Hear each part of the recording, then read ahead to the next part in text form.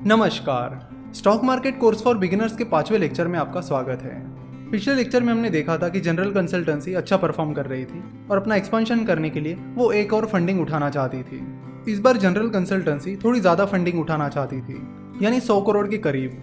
जैसे कि हमने देखा था कि जनरल कंसल्टेंसी ने अपनी पहली फंडिंग एंजल इन्वेस्टर से उठाई थी, तब उन्होंने 2 करोड़ की फंडिंग उठाई थी और अब कंपनी 100 करोड़ के करीब फंडिंग उठाना चाहती थी। पर जनरली एंजल इन्वेस्टर्स इतनी बड़ी फंडिंग प्रोवाइड नहीं करते हैं, इसलिए उन्होंने वीसी यानी वेंचर कैपिटल से फंडिंग उठाने का फैसला किया। तो फिर उन्होंने कुछ वेंचर कैपिटल्स को अप्रोच करना शुरू किया। कंपनी की अच्छी ग्रोथ के चलते उन्हें तुरंत वेंचर कैपिटल से फंडिंग मिल गई। तो इस तरह एबीसी पार्टनर्स इस वेंचर कैपिटल से उन्होंने 100 करोड़ की फंडिंग उठाई। इस फंडिंग राउंड के बाद कंपनी की ग्रोथ और तेजी से बढ़ने लगी। कंपनी अच्छा खासा रेवेन्यू और प्रॉफिट कमाने लगी। कंपनी के अच्छे बिजनेस के चलते जनरल कंसल्टेंसी का अच्छा नाम होने लगा और उन्हें अच्छे खासे कॉन्ट्रैक्ट्स भी मिलने लगे। कंपनी की इस ग्रोथ से विवेक और योगेश खुश थे, वो एंजल इन्वेस्टर भी खुश थे और वीसी एबीसी पार्टनर्स भी खुश था। अगले 2-3 सालों तक कंपनी की ऐसी ग्रोथ बरकरार रही। हाँ, बीच बीच में थोड़े अप्स एंड डाउन्स आए, लेकिन कंपनी ने उन्हें मैनेज कर लिया और अपनी इसी ग्रोथ को बरकरार रखने के लिए कंपनी और फंड रेज करने की प्लानिंग कर रही थी। इस बार कंपनी 1000 करोड़ रुपए की फंडिंग उठाने की प्लानिंग कर रही थी। वही एबीसी पार्टनर्स, जिसने जनरल कंसल्टेंसी में 100 करोड़ रुपए इन्वेस्ट किए थे, वो भी अब कंपनी से एग्जिट करना चाहते थे और अपना प्रॉफिट बुक करना चाहते थे। यानी कंपनी की इस अच्छी ग्रोथ के बाद वो अपना स्टेक बेच देना चाहते थे और प्रॉफिट बुक करना चाहते थे। जब किसी कंपनी को अच्छा खासा पैसा रेज करना होता है, साथ ही कंपनी के कुछ इन्वेस्टर्स को कंपनी से एग्जिट करनी होती है, तो आईपीओ सबसे बेस्ट ऑप्शन होता है। आईपीओ का मतलब है इनिशियल पब्लिक ऑफरिंग। यानी जनरल कंसल्टेंसी ने अब स्टॉक मार्केट के जरिए पैसा उठाने की प्लानिंग कर ली थी। तो आईपीओ को डिटेल में समझने से पहले हम समझते हैं कि एंजल इन्वेस्टिंग, वेंचर कैपिटल और स्टॉक मार्केट के बीच क्या डिफरेंसेस होते हैं।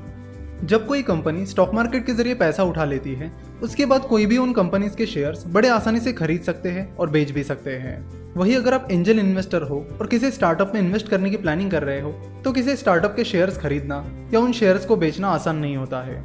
एंजल इन्वेस्टिंग में या तो कंपनी को एंजल इन्वेस्टर्स को अप्रोच करना होता है या फिर एंजल इन्वेस्टर को कंपनी को अप्रोच करना होता है।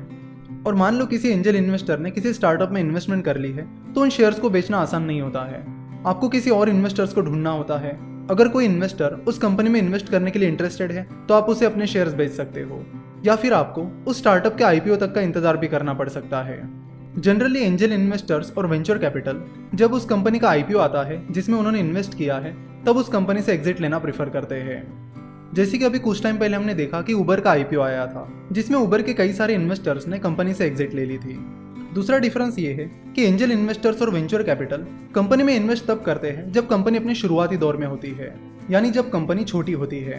तो जब कंपनी छोटी होती है, तब कंपनी के पास ग्रोथ अपॉर्चुनिटीज काफी ज्यादा होती है, ग्रोथ की स्पीड भी ज्यादा होती है, but at the same time company fail होने के चांसेस भी बहुत ज्यादा होते हैं। तो अगर किसी एंजल इन्वेस्टर या वेंचर कैपिटल की इन्वेस्टमेंट सक्सेसफुल हो जाती है, तो वो उन्हें बहुत अच्छे रिटर्न देती है।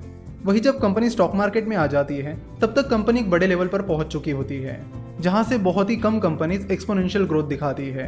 यानी वहां से कंपनी जनरली उतनी तेजी से नहीं बढ़ पाती जितनी शुरुआती दौर में बढ़ पाती है।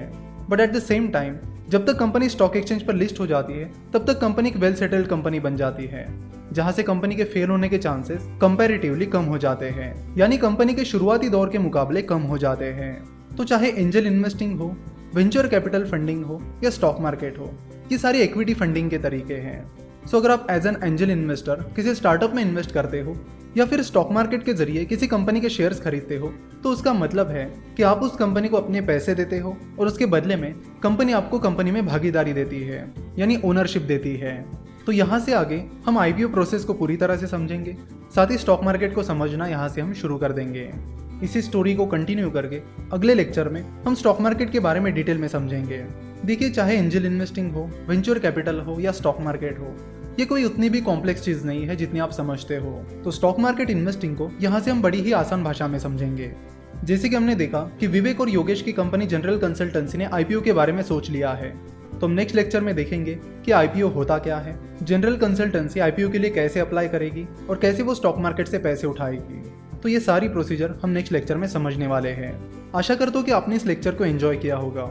हमसे जुड़े रहने के लिए आप हमें फेसबुक, ट्विटर और इंस्टाग्राम पर फॉलो कर सकते हो। साथ ही आप हमारी वेबसाइट www.finnovations.com विजिट कर सकते हो। वीडियो देखने के लिए और हमारे साथ जुड़े रहने के लिए आपका बहुत बहुत धन्यवाद।